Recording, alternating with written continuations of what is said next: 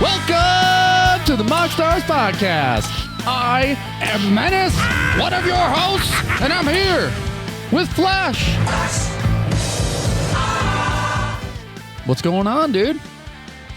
Nothing much, man. Ready to talk about Dr. Pepper.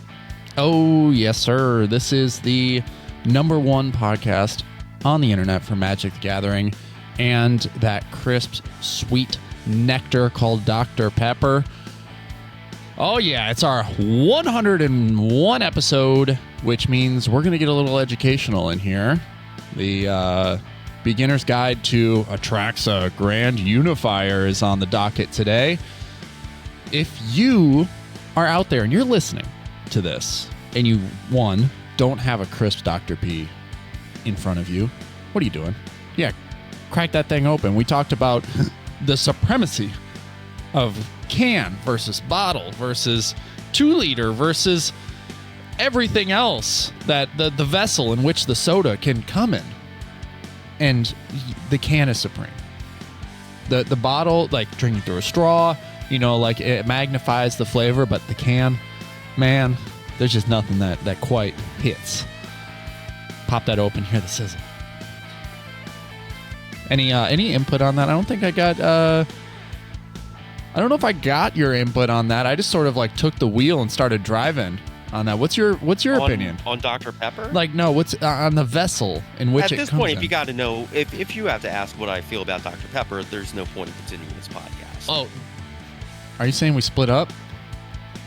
Yeah, I mean, if you're gonna question my commitment to Dr. No, Pepper, no, never questioning your commitment. I just want to know which vessel your commitment lies in. I mean, any vessel. Just it's Dr. Pepper. Okay. It's a sweet, refreshing taste in any vessel. No prejudice on which vessel the doctor comes in. It's the best way to live when you're not worried about, you know, the shape or form of the doctor. It's a beautiful thing. If you want to support the show, you can do so by finding us on YouTube, where you can like, subscribe, and ring that bell for more notifications. The big thing here is that this week we had a surge in new faces on the channel. So we're at 264, and I just, it inspired me to set a new goal. We're hoping, fingers crossed, doing everything we can. The new goal is 400 subscribers by the end of MagicCon. So by the time I leave MagicCon on that Monday, the goal is 400 subscribers. Fingers crossed. We're going to get there, which means you have to like, subscribe, and ring that bell for more notifications. And if you want to find another avenue to enjoy the podcast, you can find us on all major podcasting platforms, where you can leave us a 5-star review where we look super duper cool. And you can also support us via Patreon. You can become an official Dr. or Pepperhead for $3 a month. Become an official Pepperhead and get a free entry into each of our bi-weekly giveaways. Or become a Cherry Vanilla Pepperhead, like Will Rule, K Mr. K, UWP Quirt, D Mun 82, Tommy Cypher, Jacob Hibbard, The Boogie Ghost, Pool Boy Barry, and Draw for Turn. We have, and for $5 a month, the Cherry Vanilla Pepperhead tier gets you 2 entries into each of our bi-weekly giveaways, and you would be supporting us a whole bunch. So thank you to all of our Cherry Vanilla Pepperheads, and a massive shout out. I don't think I can scream it louder, but we got a Cherry Pepper Vanilla Head. Ravenlift, thank you so much for your support. I hope you're enjoying your lounge time with Algae Rhythm, a.k.a. Don Cheadle, and LeBron's fake family. I hope they're treating you well. You guys are enjoying a crisp Dr. P in the MoxStars Lounge. Does that exist? We're going to make it exist. That is additional lore that I think you just dropped. The existence of a MoxStars Dr. Pepper Lounge. Yeah. Well, once Dr. Pepper opens their eyes and sees us for who we truly are, they will sponsor us and create a Dr. Pepper MoxStars Lounge at MagicCon. And hey, weren't we talking about sorry to interrupt you're good. thought crafting the Dr. Pepper Lounge at MagicCon. Mm-hmm. But because that's not going to happen. I'm sorry. I just hate to break it to you. The chokehold that the IHOP Lounge had on the lounge situation at MagicCon Vegas last year was like just total and absolute. I get IHOP dominated the lounge situation. Yes, they did. They had silver dollar pancake tokens, and like, what were some of the other pieces of merch they had? Really. So here's the frustrating thing. They had like syrup bottles labeled with magic stuff. They had just flyers, paper flyers in the shape of pancakes. They had all sorts of things, ephemera, around the idea of things you might eat at IHOP in this lounge, but at no point could you get pancakes. Like, they weren't giving out pancakes or anything. Right. It was just like pancake vibes. It was disappointing because you would have loved to have the smell of pancakes in the air. Like, actual pancakes. That is my ask. If you're going to have the IHOP branding plastered over everything, you need to have actual pancakes at some point. Right. I forget that there was a piece of merch they had there that everyone was trying to get their hands on. It was super limited, but it was the set of sleeves. There were like sleeves as well. Yeah, that were pancake, like had like the look and feel. No, just the look of a pancake on the back. That was pretty cool. But yeah, dude, just imagine going into that, because the content creator area was right next to the IHOP lounge. Imagine just like basking in pancake vibes for like your time slot, for all the, like, I would hang out closer to that. I think generally people would slide their tables actually, I mean, closer. You're saying the creator lounge was next to the IHOP lounge. Yeah. But it was more like a vassal state of the International House of Pancakes. Like, you people don't understand like how dominant the presence of IHOP was. There was a massive sign. I mean, loomed over everything. If anything, the content creator area was disappointing in comparison to the IHOP presentation. The presence that they had left us feeling diminished. Like we weren't the main the show. No one was here to talk to content creators. They were here to get in line to get pancake sleeves and not actually get any real pancakes. Yeah, the pancakes aren't even in-house, and the pancakes still have the spotlight. It was insane. Anyway, the Dr. Pepper MoxStars Lounge, appearing at one of these conventions in the future, there will be Dr. Pepper. Yes. We promise you. We're going to make it will be actual Dr. Pepper.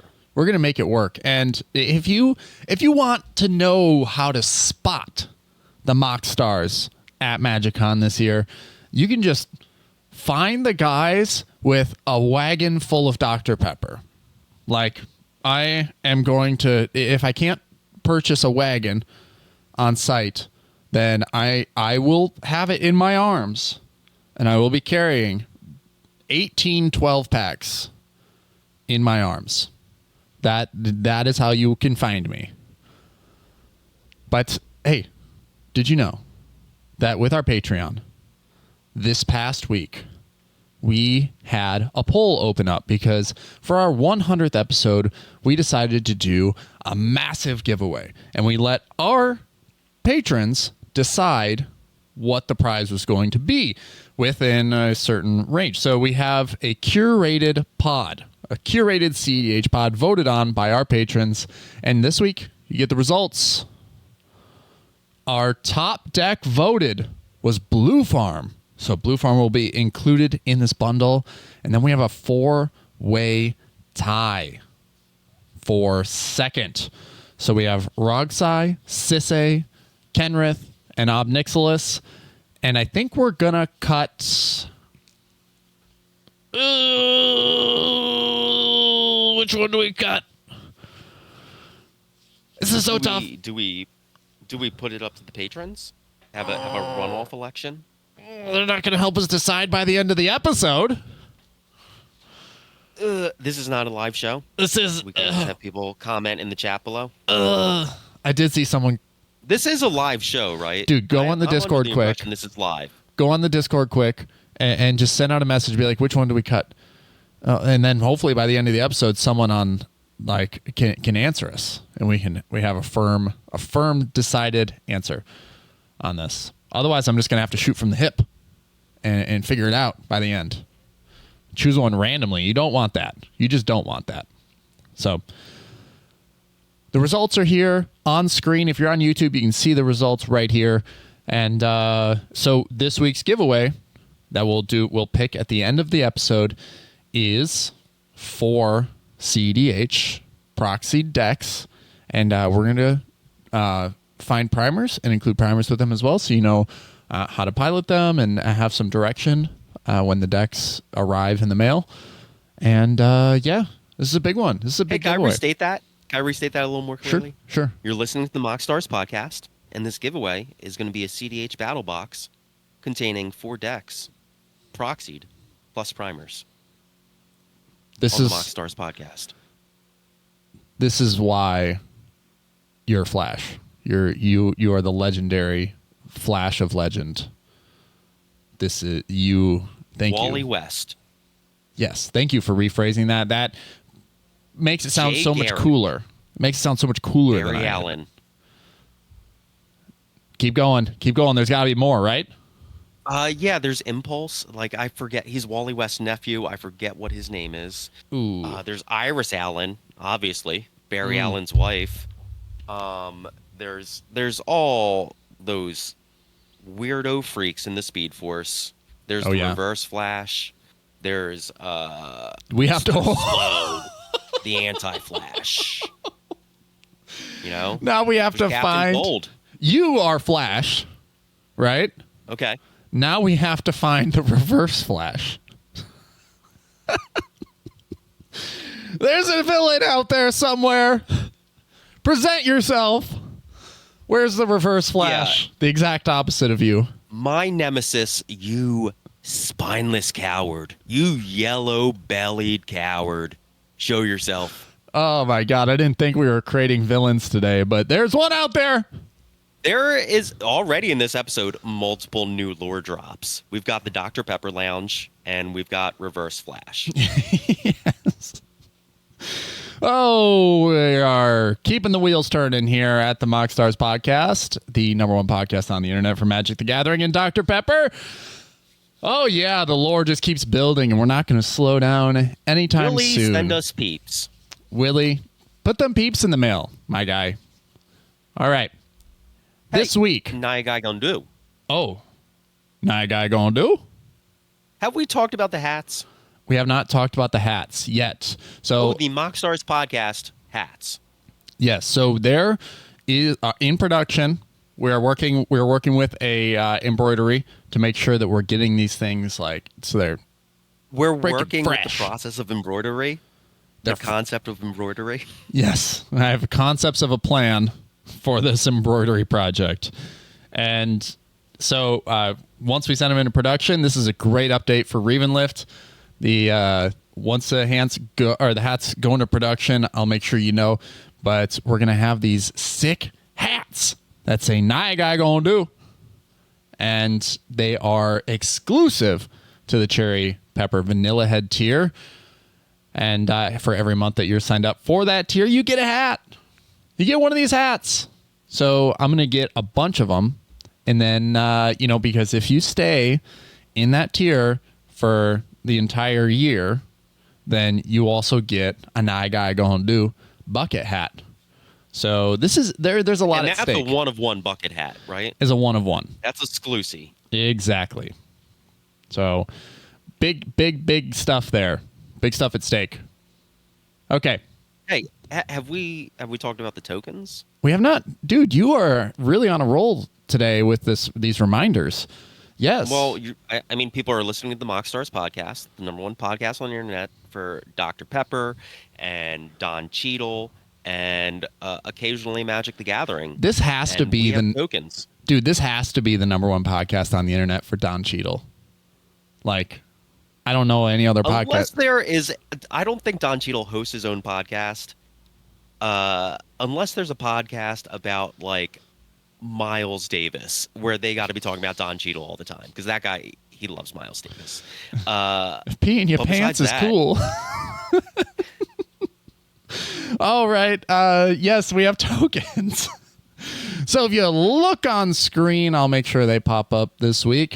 If you look on screen, we have tokens designed by Death Milk Designs, our buddy we worked with him years ago, but he has gone on to become one of the greatest AI artists in the world.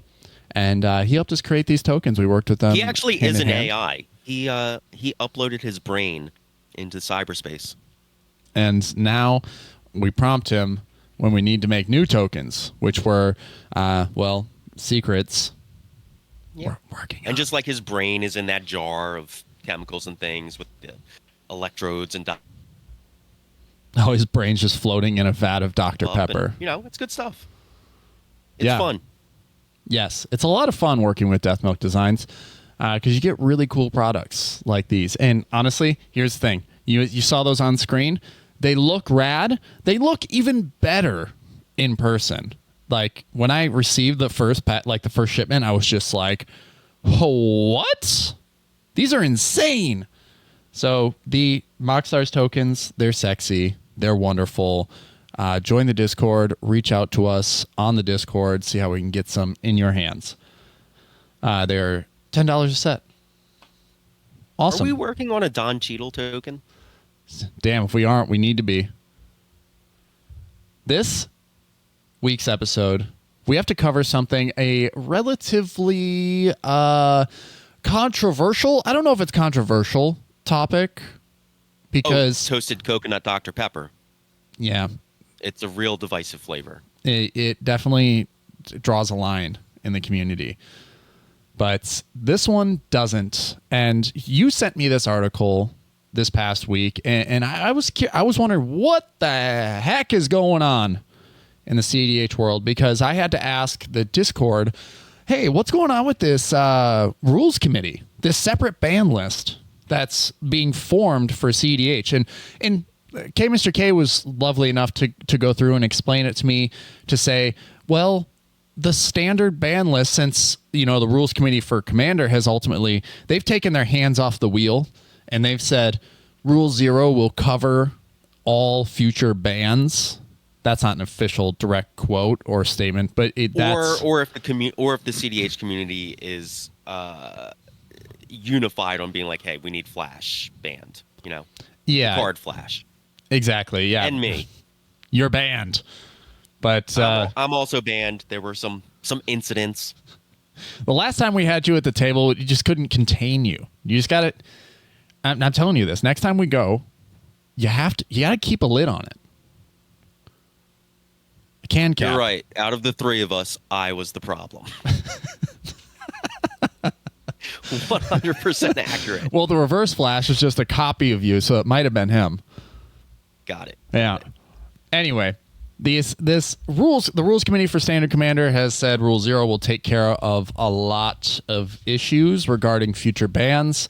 And, well, that doesn't quite work when it comes to competitive cEDH, or when it comes to cEDH, competitive Commander, because, well, you go in to the game knowing what the rule set is, and that is anything goes as long as it follows the ban list. So, a group of people came together and they said, let's put one together. Let's put a new ban list together because it makes more sense for cEDH to have a separate ban list, and seeing as it is essentially a different format. The game is approached differently. The game is played differently. Blah, blah, blah, blah, blah, blah, blah, blah, blah. Okay? And so, the most obvious outcome, right? And everyone saw this coming when somebody tried to create a separate ban list. It's just like A to B. Obviously, this is going to happen. if you try to create a separate ban list. We found out one of the guys is a Nazi, and then also it's leading to the dissolution of EDH top 16. Yeah, so there's the uselessness. Yeah, there's a few things that happen. The obvious outcome of this. Yeah, people just going, that's a stupid idea. After this all resolved. Wild. Yeah, wild stuff. It's definitely a saga, and so. After this all resolved, I remember seeing the top comment on Reddit being like, "So check." Well, after this all resolved, you put a third lore counter on it and then sacrificed it. Yes, yeah. So we've sacrificed EDH top 16. The guy was just like, "So checking my notes here, and the only thing that came of this was we lost EDH top 16." So. Yep. Yeah. The big thing here is somebody made a dumb suggestion which led to the worst possible thing happening. Yeah. A great tool, but someone will create another one. We just don't know when or what it'll be named or whatever. Someone who's not a Nazi. Hopefully will create another one. Ideally the person who creates the new one is not a Nazi. Yes.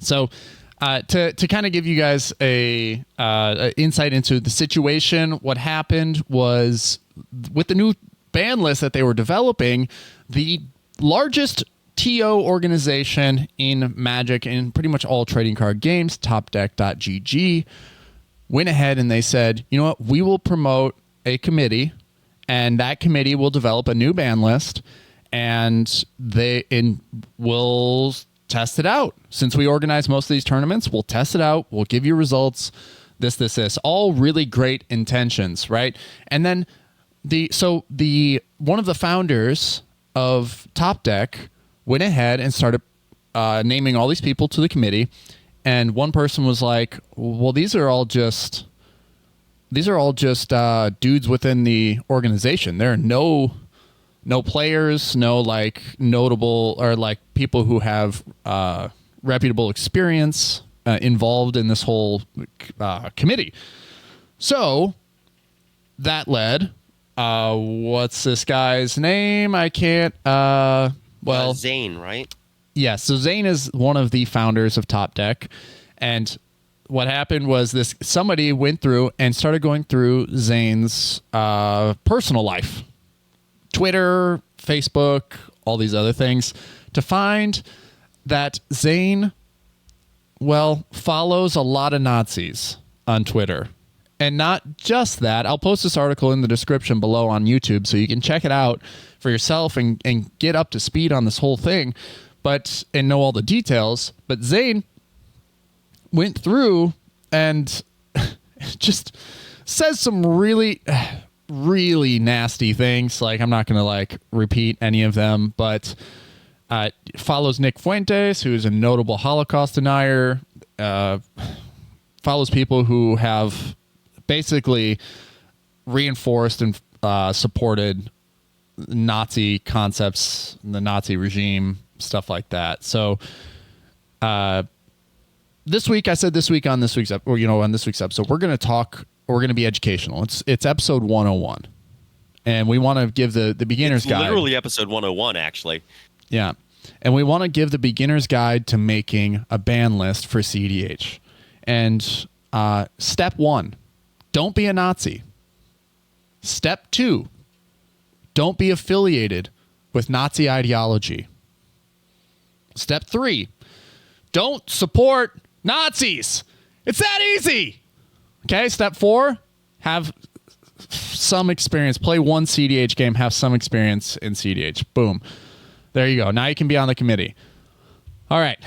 So after all that happened, after Zane was exposed as a Nazi, the company now had to figure out what they were going to do, the next steps they were going to take forward, and they expelled Zane.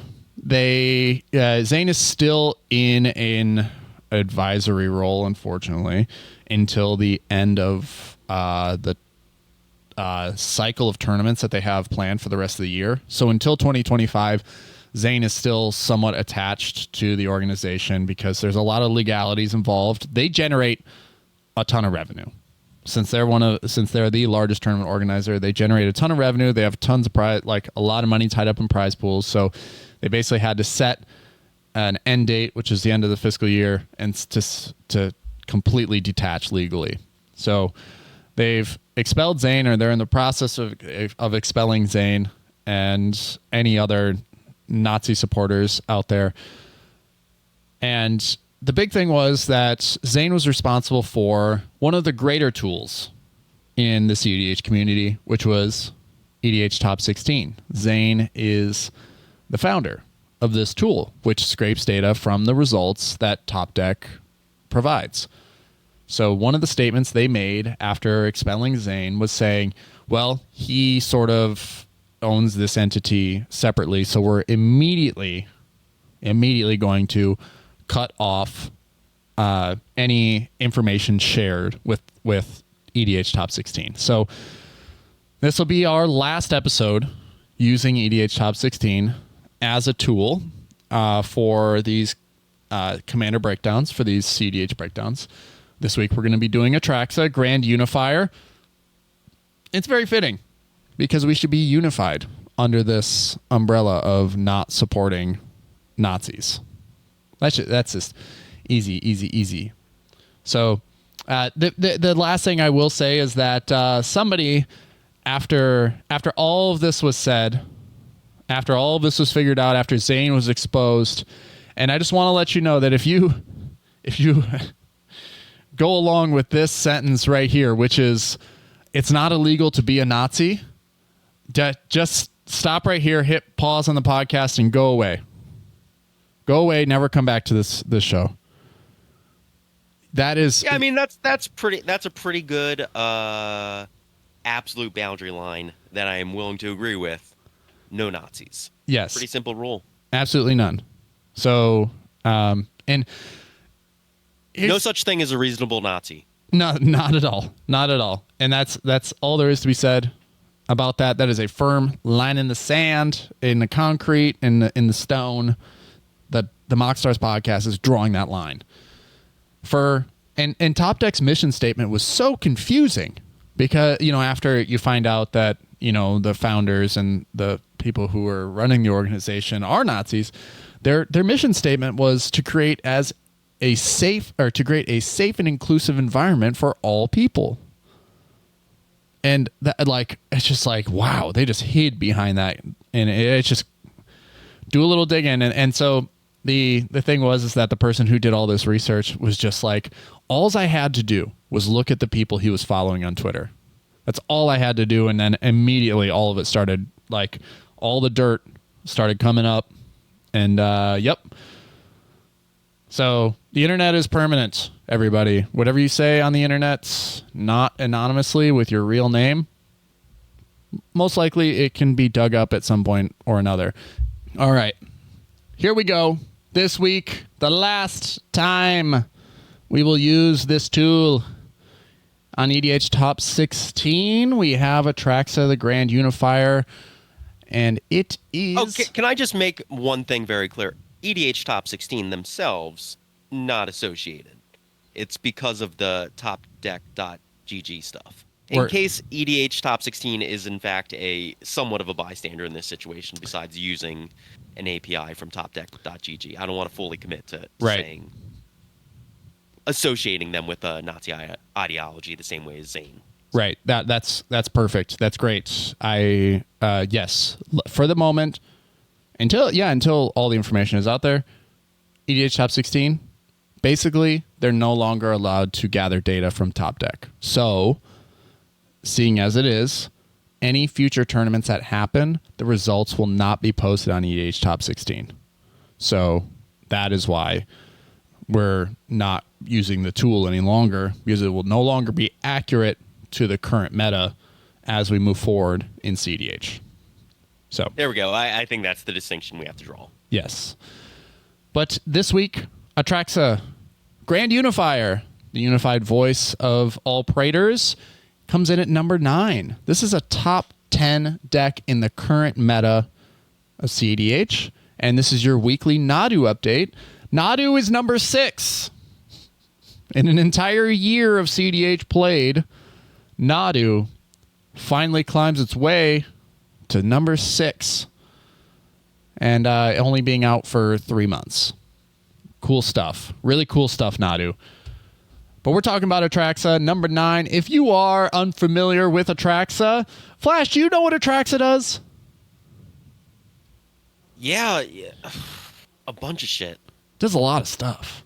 It's a really... It was an insane card, and when it was spoiled, I remember the pre-orders, people reading it and being like, 7 mana, 3, a green, white, blue, black, 4, a 7/7 flying vigilance death touch lifelink. Okay?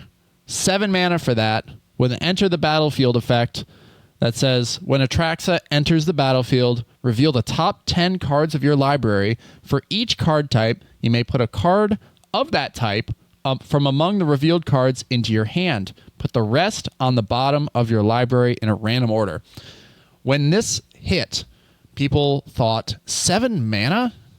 That's not worth it. We have win conditions for 2 mana. So, no. And the pre-order price was $5.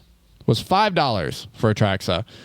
And shortly after, Atraxa was $40.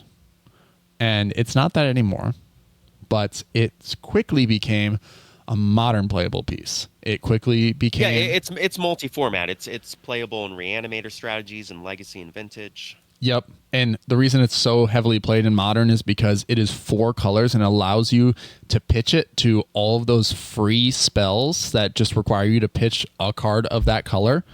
So it started doing... It just does a little bit of everything. And not on top of that, it also potentially draws you 10 cards. So I don't, for anyone who's ever hit the 10 card perfectly thing, like, yo, Yahtzee. Yeah, exactly. Yahtzee, not Nazi, but Yahtzee. It is it's got to be one of the sweetest things in life to have that happen to you. But this is a card that on its face says I'm a lot of mana for an effect that might hit. It's not a might. It is going to hit every time for each. So you're at least going to draw. If you hit 10 lands off of this, Lord have mercy on your soul. But you know what? I have seen a previous guest of the podcast, Guy, playing Atraxa and played against him. Yeah. And there were a couple times where he whiffed, and to see it in real life, it is a feel bad. Yeah, it's not to whiff to say like you didn't draw at least 3, or you didn't put at least 3 cards into your hand. It's just the things that he revealed, and I've been at the table too when it's happened to him, and it's like, oh, rough. You didn't get any interaction. You didn't get any pieces you're looking for. You didn't get a single tutor. You just got a mana dork, a land, and a do nothing something. Like it just didn't feel good for him, and he ultimately put this deck down. He said, this isn't for me, this isn't mine, this isn't my style, and found his place with Dargo. So we all find our someone special out there. And Atraxa has found purpose in other players' hands. And so today we're going to be talking about how the deck works, how it functions, and how it all plays out, seeing as really this is just an ETB away from winning the game most of the time. So the first thing to note about Atraxa, and what a lot of people will say is, well, if it's an ETB and it has green and it has white, it has blue, wouldn't that make this a food chain deck? And that is exactly where it has gone. People just want to jam food chain with Atraxa because it basically results in you picking up your entire library and having unlimited resources to win the game and protection and all that good stuff. So if you are unfamiliar, food chain wins games. Food chain win game. Food chain. I think that's a hat. Food chain win game. We might run into a cease and desist or a some sort of like being sued situation where we're being sued by play to win. If Don Cheadle's legal team can't stop us, I don't think the food chain people are going to get to us. It's play to win. They're pretty big. They're a pretty big show. You know. Oh, is that a catchphrase they use? Yeah, food chain wins games. Oh, I didn't know that. Guys, if you're listening to this, by the way, I don't absorb any other content.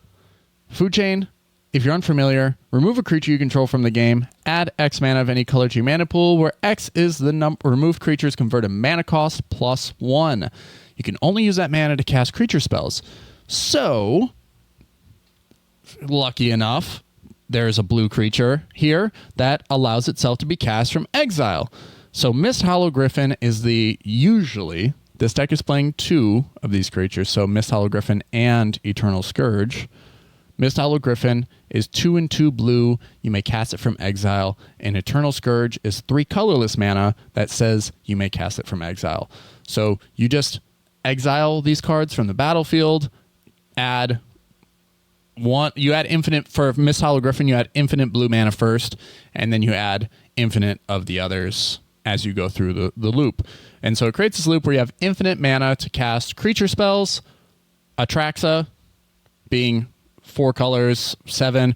As long as you have infinite mana, it just enters the battlefield. You exile it with Food Chain, enters the battlefield a million times. You pick up your whole library, and then you filter the mana through rocks, or pretty much you just have whatever you need through different spells or through creatures. You just play Thassa's Oracle at that point, and you win the game.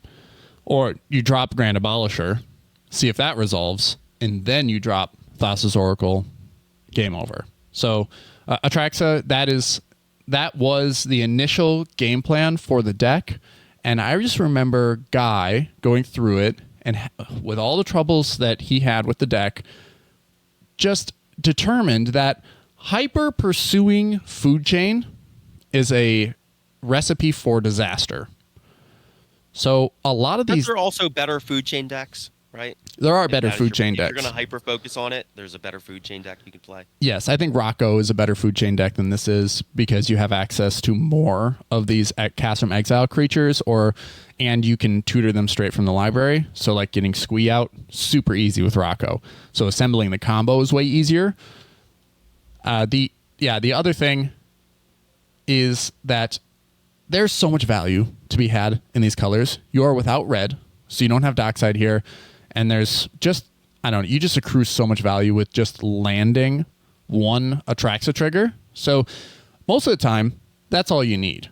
You've done enough. You keep going through. You maybe flicker it with Displacer Kitten, or you keep rolling through your value engine until you ultimately assemble the combo and win the game. There are a few cards in here. So this is a very early list. This is updated over a year ago, or about a year ago. So right when Atraxa came out, it's only been a year. So Atraxa is still very new. Like, it's kind of crazy how it's still gonna have a lot of time in the sun in other formats, especially even in standard. But in cEDH, this thing's just sprouting its wings. It's just getting started. So right away, Planeswalkers, Teferi, Time Raveler. The beautiful thing with Teferi, it's a Displacer Kitten outlet. Luckily, it's an ETB-based deck, so Displacer Kitten is front and present here. So Displacer Kitten allows you to flicker exile up to 1 target non-land permanent you control and return to the battlefield. As long as whenever you cast a non-creature, you get to flicker a non-land permanent. And Teferi meets both of those things. It's a non-creature and it's a non-land permanent. So with a Mana Rock and Teferi, you get to draw your entire library, and pretty much nobody can interact with you, because Teferi says each opponent can cast spells anytime they could cast a sorcery. So it keeps people off of interacting with you on your turn. It's a great 3-mana Planeswalker. And then there's other outlets for this particular build. They're likely using Food Chain here with Walking Ballista. That's why it exists in the list, so that you could just feed infinite creature mana into Walking Ballista and blast the table for infinite damage. It's a beautiful thing. And then, let's see. As far as creatures go, they're playing a few stacks pieces. They're playing the best Hobbit in the world, the 2 best Hobbits in the world. Lotho, Corrupt Sheriff.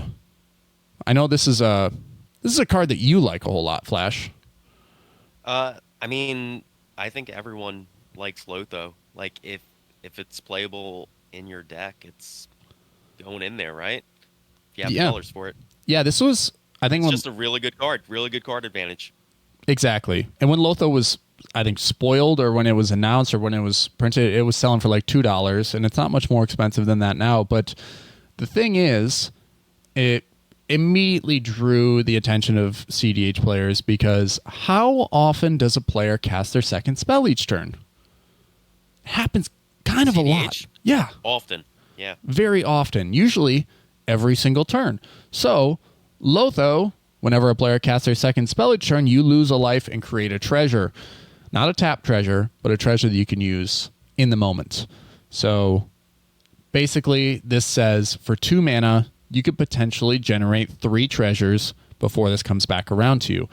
And if it's the first spell you cast this turn, so you cast Lotho, and then you put your Mox Diamond down, you get a treasure.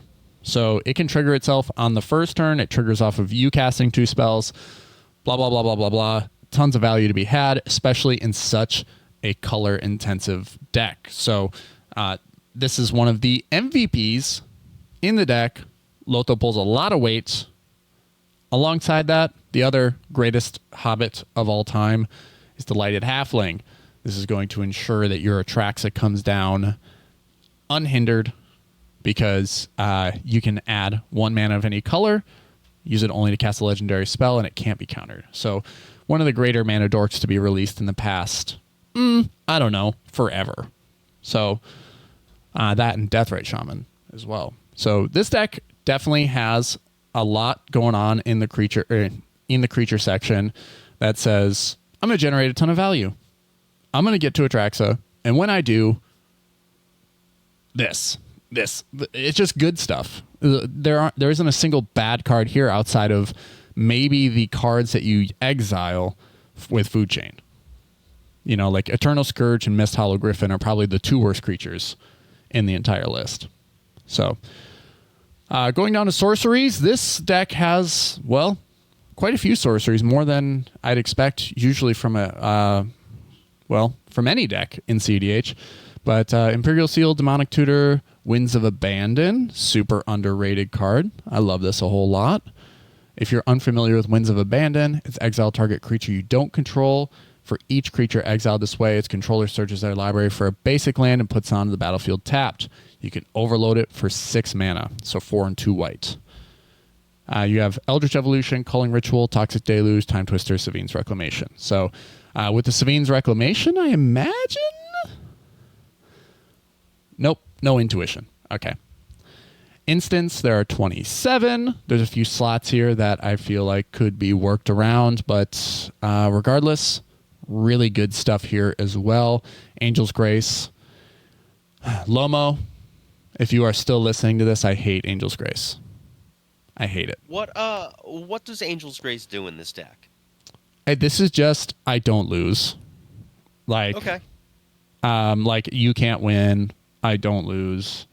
Okay, but I'm saying like every deck doesn't want to lose, right? And you don't see Angel's Grace really played anywhere else. Yeah, because it doesn't have that. It's a very reactive card. It's not because it says you can't win either. Or that's what it said. You can't win and opponents can't win. So, or no, it says you can't lose the game this turn and your opponents can't win the game this turn. So I guess, there is something to be said there. Like you can still win by casting it. It has split second, so it can't be countered, can't be interacted with. It must resolve once it goes on the stack. There are only a few things that can really interact with that. I think morphing is one of them. But yeah, Angel's Grace is very reactive. It has to be there for a reason, though, is what I'm saying. Like, oftentimes there's like a primer. It's not attached to this because a lot of the time, what EDH Top 16 does is when you submit the deck list to Top Deck, what they do is they create a copy of it, and then that deck is posted on EDH Top 16. So we're just looking at a copy without a primer. Got it. Yeah. Yeah. Interesting. If anyone knows, put it in the comments. Yeah, I'm just curious. Like, obviously, I get that your opponent can't win the game and you can't lose the game. Get it. Says it on the card. But it's not played in other cEDH decks. Right. I think this is just somebody who's afraid to lose. Like, where you could have something else. Like that's where I see the value in Silence and Orm's Chant is like... Yeah, no, I understand playing Silence, for Yeah. sure. That's played in every white cEDH deck. Angel's Grace, first time I'm seeing it, and I'm seeing it in two of the lists that we're looking at. So it's got to be, there has to be an additional reason, right? Maybe. That's, yeah. If anybody is listening and can let us know in the comments on YouTube, please let us know what Angel's Grace does. I know. So here's the thing. The reason why I hate Angel's Grace is because it did lose me the game once where I had the win condition on the board. I went to swing all out, knocked the last person off the table. They cast Angel's Grace, puts him down to 1. And they went on and to win the next turn. So there is that. But that's why I hate it. Regardless, the instant package here, there's a few cards that I haven't seen in other decks that this set of colors really likes. Like Abrupt Decay is popular, and it's way better than I think. It used to be great. It used to be a modern staple, and it still is. But this is one of those cards that when you read it, you just go, yeah, that is really good here. It's just color intensive, right? So black and a green instant. Can't be countered. Destroy target non-land permanent with converted mana cost 3 or less. So gets rid of an Underworld Breach, gets rid of a Draneth, gets rid of a Grand Abolisher, type stuff. It does pretty much everything that you would want from a piece of removal at instant speed. So Assassin's Trophy is questionable now. I don't think it's as good as it used to be. But yeah, not much. The only thing here is Ad Nauseam. This deck is super high. It's a very high curve. The average... Let's see if we can find the average mana value here. I probably scrolled past it. The average mana value is 1.35. So technically below the ad nauseum threshold, which is fine. But it still feels like you're not going to get that many cards out of this ad naus. I could be wrong, though. All right. The artifacts. Yeah, I don't think that ad naus... yeah, it's not played in any of the other lists that you sent me. No, it feels a little out of place. Like I said, this is a very early list, so maybe they were thinking, hey, I'm just going to play really good stuff here, and ad naus is a really great card. I'll probably win the game if it resolves. So maybe that. Artifacts here, Jeweled Lotus, one of the MVP cards in the deck, helps you get to Atraxa so much sooner. And then standard rocks and a Wishclaw Talisman. Thumbs up. And enchantments. Mystic Remora and Mystic Study, very present here in blue decks. Every blue deck ever is going to run those. They're too good. They have Touch of Spirit Realm. This is very early to include Touch of Spirit Realm. I feel like maybe a little over a year ago was when this was starting to make waves, that channel effects were starting to finally be appreciated. So to see it here so early on in Atraxa's life cycle is great. This is obviously someone who values channel, which says to me they're a good player. They have Blind Obedience, which with Food Chain allows you, you have to be able to generate additional infinite mana, I guess. But the Extort is not nothing. Also one-sided. Smothering Tithe. And one of the worst green enchantments I've ever seen in my entire life, and I hate it. Sylvan Library. It sucks. How do you feel about Sylvan Library? It's not that good anymore. No. And we were talking on the Discord about it, and I think one of your favorite green cards of all time, Miri's Guile, super underappreciated. I wouldn't call it one of my favorite green cards of all time. No? I would say that for most of the time, for what you're looking for out of Sylvan Library, if you insist on playing that type of card and having that slot reserved for it, just play Miri's Guile, because it costs 1 less, and paying 4 life for an additional card. If you're in mono green, fine, Sylvan Library. But that card draw rate is not good on Sylvan Library, especially when you're able to play Mystic Remora and Rhystic Study in the same deck. Yeah, it is out of its element with Mystic and Rhystic. Like, Sylvan Library is tier D compared to Mystic and Rhystic if they're in tier S. Yeah, I would even play in this deck in Atraxa. I would play Necropotence or Necrodominance over Sylvan Library. Necropotence would be really good. Because even if you go into the later turns, right? If we forgot to mention, Atraxa is also a lifelinker. And if you land Atraxa and the game doesn't end, there's a decent chance that you picked up enough interaction for it to go around the table one more time. So I've seen Atraxa swing multiple times in a single game. And that life total helps the ad naus. Maybe that's why they're running ad naus, because they're like, if I land Atraxa, it's like that's seven life. Like, I gain 7 life, ad naus gets bigger, blah blah blah blah blah. That's why Ikra Shadiki is popular, because it gains 7 life. It's a 5 mana, so still intensive, but it still gains you 7 life when it swings. So Ikra ad naus makes sense, so why not Atraxa? All right, lands. You have to be focused on colors here. Like, you have to make sure that you have all 4 colors when it comes time to land Atraxa. So obviously here what we're seeing is pretty much all the fetches you can run, all the duels you can run, and then 1 utility land. 1 utility, obviously like Boseiju is a very good utility land, but Homeward Path is the only colorless utility land that says each player gains control of all creatures he or she owns. So I'm guessing there is also Phyrexian Tower in this list. Oh yeah. Sack a creature, add 2 black, or tap for a colorless. So I wonder if there's a reason for a sack outlet. Well, it does just help you get more mana, so there's that too. But yeah, they were probably very scared of getting draked here. So no Diddy, but I'm also scared of getting draked. Huh. All right, the next list, Atraxa by Bishop33. This is a list that definitely won a tournament, and I can see why. Let's just say that right off the bat. Obviously run into Fairy Displacer Kitten combo.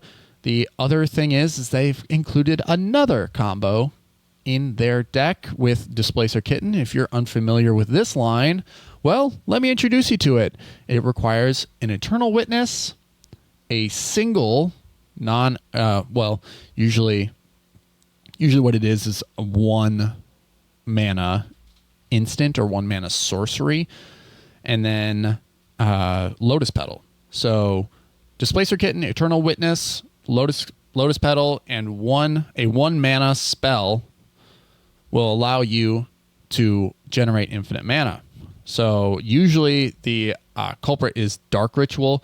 That's what you want out of it, because then you just start generating with basically Displacer Kitten, Eternal Witness comes in, you sacrifice the Lotus Petal, you grab it with the Eternal Witness, comes back to your hand. You cast, and then you cast the Lotus Petal, flicker the Eternal Witness, and then you need to be able to grab the Dark Ritual or something like that out of your graveyard. So you grab the Dark Ritual, Lotus Petal lands, sacrifice it to cast the Dark Ritual, Eternal Witness comes back in, grabs the Lotus Petal, there's the loop. So you generate infinite black mana first, and then after that, the Lotus Petal will generate infinite of any color. So it's another way. It doesn't sound like it's that efficient, because it sounds like a lot of different pieces sort of like coming together. But someone said something the other day that really resonated with me, and it's that combos and combo pieces generally lead into each other. Like, playing one leads to the other, and playing the next one leads to the next one. So it's like, regardless of how convoluted this combo sounds, I've done it. Like, I've done it in the past. It's not as hard to put together as you might think. So it's present here. It's viable. It wins games. This list is very recent. It was updated 12 days ago. And so we have one of the more recent All-Stars in cEDH, Polywog Prodigy, making an appearance here. So you were right, Flash. This is definitely going to be something we're seeing more and more of as we move forward in time. So yeah, I'm seeing Polywog Prodigy and Valley Floodcaller slotting into a lot of cEDH stuff. Yeah, the Valley Floodcaller is legit. You can cast non-creature spells as though they had flash, I think. So it rocks. Another sort of like with Zur the Enchanter that, was using mirror, like that flash thing to do that. Basically, the Valley Floodcaller does the same thing. So it's another option there.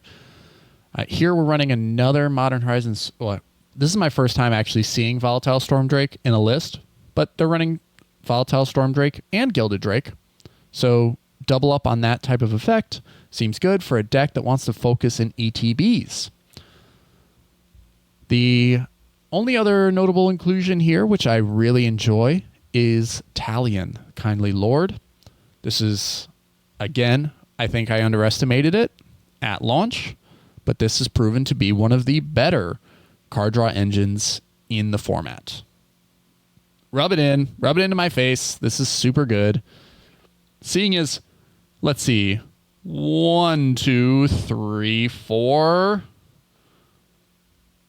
1, 2, 3, 4, 5, 6, 7, 8, 9, 10, 11, 12 creatures in this list are 2 mana. So imagine playing Talion, calling out 2. It doesn't trigger on your cast, but I would say that on average, most spells are 2 mana in cEDH. So you're going to probably draw 3 or 4 cards with Talion on the board, maybe even in a single turn cycle.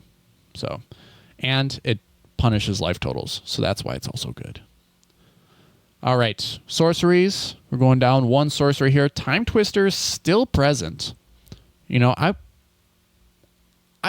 don't know how to feel about Time Twister or wheel effects in general, since Bowmasters has, come into play. It feels risky, but also super high upside. It's like, I guess if you're willing to take that risk. But it potentially, if you're playing the Bowmasters or if you have a Bowmasters, the Time Twister generates 21 damage, 22 damage. And it's just the risk of someone else Bowmastering me, it has me terrified to include wheels in my lists. But maybe this works out for them. The instants, relatively few. Actually, this is a list that it has won a tournament and a relatively few instants here at 18. Most decks that we've seen in the past run 27-ish, right? Right around that area of number of instants. But they've foregone that because creatures are king. And instead, they're just playing like the essentials, the hits, as it may. Like when you are out on tour, they always tell you to play the hits. So here at the MoxStars Podcast, if you didn't know it, we're the #1 podcast on the internet for Magic the Gathering and Dr. Pepper. Play the hits, baby. Artifacts. Don Cheadle. And Don Cheadle. Artifacts, I've got some really fancy ones here with all of the masterpieces. And then a Grim Monolith. Maybe that's just a, sort of like a placeholder like Mana Vault to basically be 2 mana, sit on 3 mana, and then help you get to Atraxa. And this deck wants as much fast mana as it can. Like, it's playing City of Traders as well. Right, yeah, something we didn't see in the last list for sure. So enchantments, pretty much the same, except you'll notice they're without Sylvan Library because they're a good player. They're smart. And also in the enchantment package, Carpet of Flowers, which has fallen out of favor again, just trying to ramp as fast as possible. Yeah, this is one where I do like Carpet of Flowers here. Like, I guess it is conditional on who sits down at the table with you, because you never know when an island is going to come down, and people will avoid playing islands if you turn one a Carpet of Flowers. But it does help you fix mana super easily. So there's that. Lands down here. City of Traders is pretty much the only difference that we're seeing. They are playing Otawara, Boseiju, and a bunch of fetches. So there's that. All right. The final list. This is a really good list. I will say that. Reviewing it, it is good outside of, yeah. You know what? No criticisms. It's fine. And notice that food chain isn't something that they're hyper-focusing either. Like, it's just something that they're not even playing Enlightened Tutor. Or they are playing Enlightened Tutor. Okay, good. But yeah, this is very much a value-centric deck that when I get to Atraxa, I'll get there. And then if food chain comes along, it comes along. It's fine. One thing I forgot to mention with this deck is that it is playing all of the classics. It has green, white, black, and blue at its best. It's just playing all of those best cards. And so, like, a lot of the lists are on Birds of Paradise and Deathrite Shaman, Delighted Halfling, Esper Sentinel, Archivist of Ogma. We see tons of duplicates, like copy effects, just because copying that Atraxa, like, even though you only get to keep one, is very beneficial for your game plan. It lets you see 10 more cards, lets you get that much further. So, like, a Phantasmal Image or a Flesh Duplicate on Atraxa is huge for the game plan. And then, even Phyrexian Metamorph copies that One Ring. It does so much. But then you also have access to black and blue. So down here, you'll see Demonic Consultation, Tainted Pact, and Thassa's Oracle. So there's so many different ways for this deck to just win. Like, it can just win out of nowhere. And that's where that's what this deck is trying to do. It is trying to funnel itself into the most efficient and effective win possible. Because Atraxa doesn't win the game alone. What it does is it lets you see 10 cards that could potentially win you the game, which is why Food Chain is so great in this, because, well, you're gonna see all 100 cards in your library, so it gives you the best possible chance to win after you've assembled the Food Chain combo. So while it is like, that is like the side hustle, is you are assembling Food Chain, you can also just win out of nowhere with things like Thassa's Oracle and Demonic Consultation, or Tainted Pact, or multiple other things. Like we talked, there's just so many, like, 1 or 2 card combos in this that'll allow you to still win the game without ever even considering casting Atraxa. On to the final list. Here we go. This is Atraxa cEDH. This is the final list we will be talking about today. As you can see, Teferi, still ever present. Too good of a card not to include. And as we get on into the creatures here, they are relying on the Walking Ballista outlets if they're able to generate infinite mana. And then a few other notable cards. I would say they are running Heliod's Suncrowned for the Walking Ballista combo. This is also a list that won a tournament. This one was last updated 2 months ago, by the way.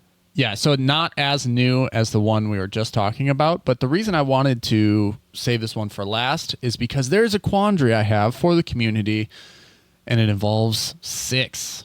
A new legendary creature from Modern Horizons 3, 2 and a green, legendary Treefolk that is a 2/4 with reach. Whenever 6 attacks, mill 3 cards. You may put a land card from among them into your hand.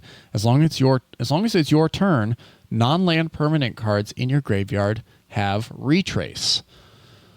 So, the big question is, how does this work with intuition?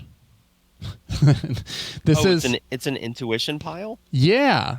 Yeah, so that's what I Googled the hell out of this. I think the answer is whatever happens, you have something in your hand to pitch to get what went to the graveyard.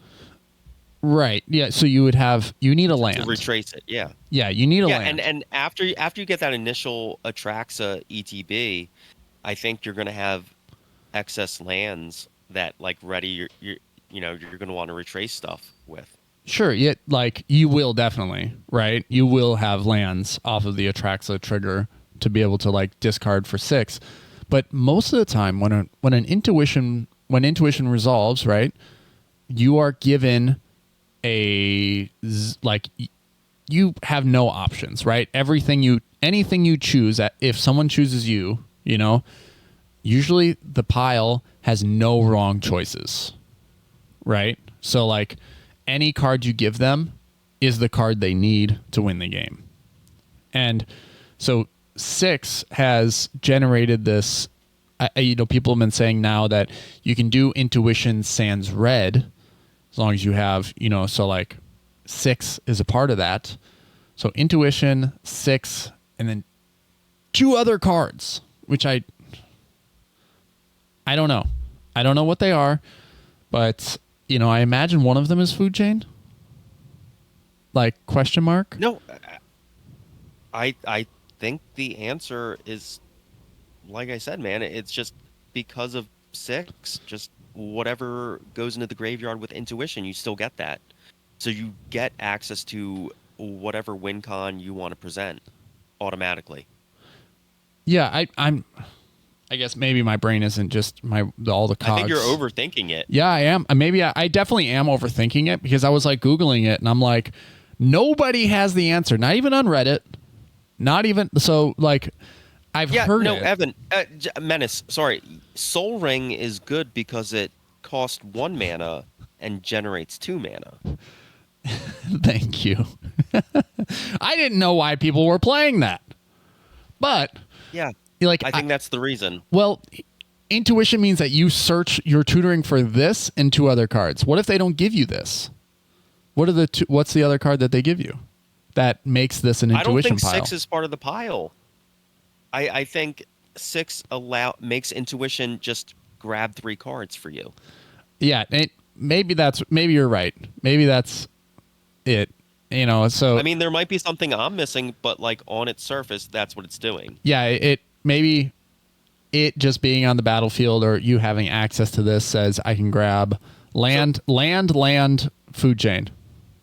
Yeah, like it's also 6 early in the game. It's just ramp for you, because this deck prioritizes ramp because you got to cast your 6 CMC or 7 CMC commander, and so when 6 enters or when it attacks, mill 3 cards and you put a land card from among them into your hand. So it just has so much relevant stuff. And then if it's on the board and you cast intuition reads for you, grab 3 cards and win the game. Yeah. That's maybe that's just it. Maybe you're right. It just has to be present on the field when you cast intuition for it to be effective. Like grabbing 3 cards in cEDH is great because like you can grab a 2-card win con plus protection. You can grab your 1 combo piece plus 2 pieces of protection. You know what I mean? Yeah. Like if you already have a land in hand. So yeah, it's whatever it is. It is a new card that is definitely seeing more usage in cEDH, which I like a lot. I didn't think that when I read this card initially that it would, but because green usually gets the shaft, like it doesn't. Green isn't the strongest color in the world, is standalone. But this, it essentially reads like an Underworld Breach, in a way. In green. Yeah, and in cEDH, like mid-game land drops are often not useful to you, Yeah, right. Like you're already there. Like usually I've won games on 2 lands, and then it's just like sometimes you just don't need more than 3. You don't need 4. So 6 will get you there. And that's, So it's Underworld Breach in green. The best part is it doesn't say once per turn like a lot of limited scope cards have been created in the past couple of years. This is a repeatable effect. As long as you can keep discarding lands, you can keep. That's the thing. I think this design space is one to keep your eyes on, because this could explode. Like if there's like whenever you discard a land, put a land from your hand or from your graveyard into your hand, something like that. Almost Life from the Loam, but not, a little bit better. So maybe 6 finds its way into Get Rog Monster too. Who knows? because you would get to draw a card and then So 6 and Gitrog Monster actually with Dakmor Salvage, right? You just discard the Dakmor to grab a Lotus Petal, and then Dakmor going to the graveyard causes Gitrog Monster to trigger. So you draw a card, put the Dakmor back in your hand instead, dredge one. Seems good. All right, 6 has purpose in multiple decks. Confirmed. All right, thank you for helping me answer that and clearing the cobwebs in my brain. Sorceries. We're at a reasonable number now. 5. Nobody wants to interact at sorcery speed, or nobody wants to cast spells at sorcery speed. Instance 22. They're favoring. I don't know where they're standing here. It's very evenly split. 22 instants, 26 creatures, 5 sorceries, 11 artifacts, 6 enchantments. So no frills on the enchantments at all. Trouble in Pairs making its first appearance, which is great. You love to see it.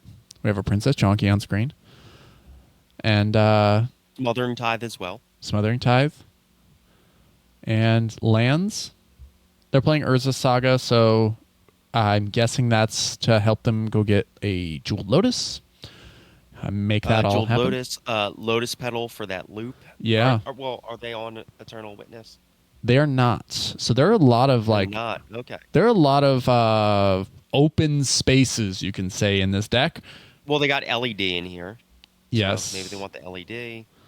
LED. I mean, they're playing Luris, so potential there's no Luris loops, but it's like Luris. They're also playing Phyrexian Censor, and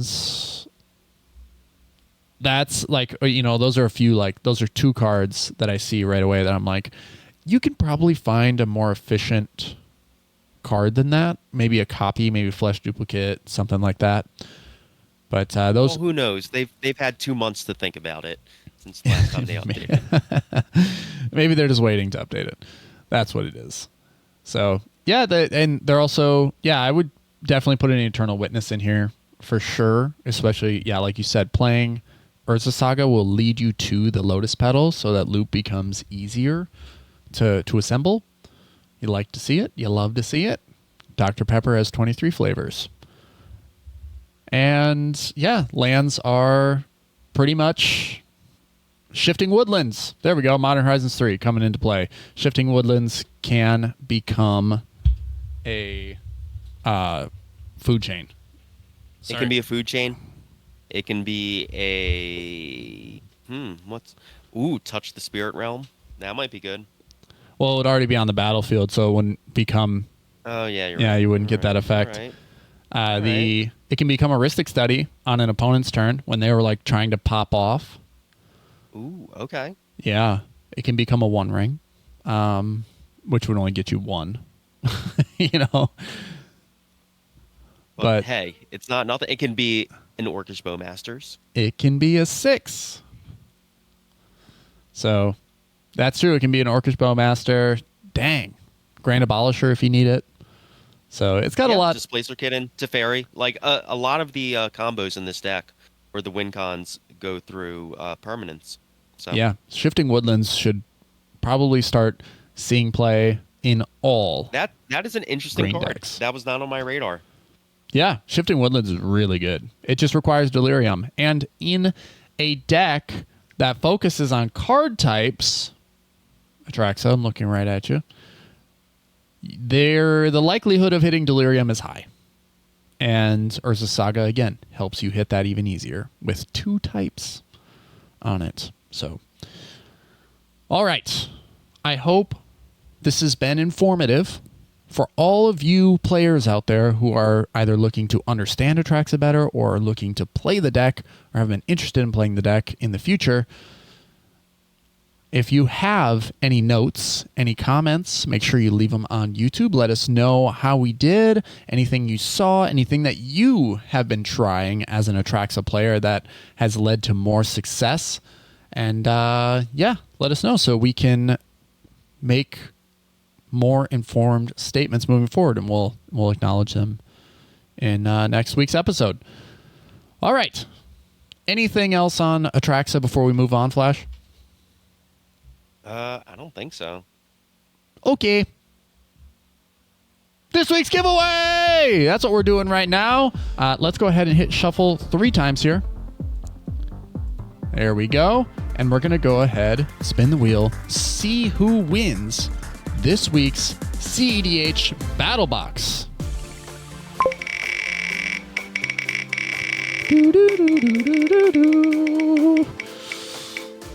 Oh, wow. Oh, wow. Oh, wow. It's Will Rule! Kunai08, congratulations. You have won a cEDH Battle Box. 4 cEDH decks in one bundle. We have Blue Farm as one of the lists. Do we keep Roxai? I think so. Yeah, Roxai is a very it's good to play play it to understand it, to know how to stick your finger in to stop it. So it's a good one. Sisay, Kenrith, Ob Nixilis. I think I would really like Ob Nixilis to stay because it's such a fun deck. I think it's super fun. And then the other 2, Sisay and Kenrith. Which way you leaning? I think Kenrith. I think Kenrith is the more interesting deck. Yeah. Yeah, Sisay is very good. And I will say that there's a reason that it's number 2 all time, or number 2 in the last year on EDH Top 16. But I do think you do get more fun out of Kenrith. I'm trying to find where Kenrith is actually above Atraxa. So number 8 currently in the meta. So let's say it and announce it here. Blue Farm, Roxai, Kenrith, Ob Nixilis. Congratulations, Will Rule. You are going to get 4 Proxied cEDH decks in your battle box.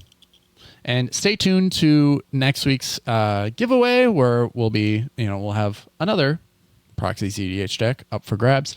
And then in the future, when we do battle boxes, if you would like a chance to vote on these battle boxes, you can do so by becoming a patron. Becoming an official Pepperhead will grant you access to these polls on the Patreon, where you can vote and help influence the future battle boxes and support the show. You can also become a Cherry Vanilla Pepperhead, like Will Rule, K Mr. K, UWP Quirt, D-Mon82, Tommy Cypher, Jacob Hibbard, The Boogie Ghost, Pool Boy Barry, and Draw 4 Turn. Those are our Cherry Vanilla Pepperheads for $5 a month. You get 2 entries into each of our bi-weekly giveaways. And you can also, once the throne is given up by Revenlift as a Cherry Pepper Vanilla Head, that seat will open up and you can support us at that tier as well. Get a hat and get 10 entries into each of our giveaways. So, yeah. You can also support us via YouTube, where you can like, subscribe, and help us hit that 400 subscriber milestone by the time MagicCon ends at the end of October. And also support us by subscribing to us on your favorite podcast platform of choice, where you can leave us a 5-star review, make us look super duper cool, and join the Discord. Join the conversation. Join the live. I'm not gonna. Join the Discord. Join the conversation.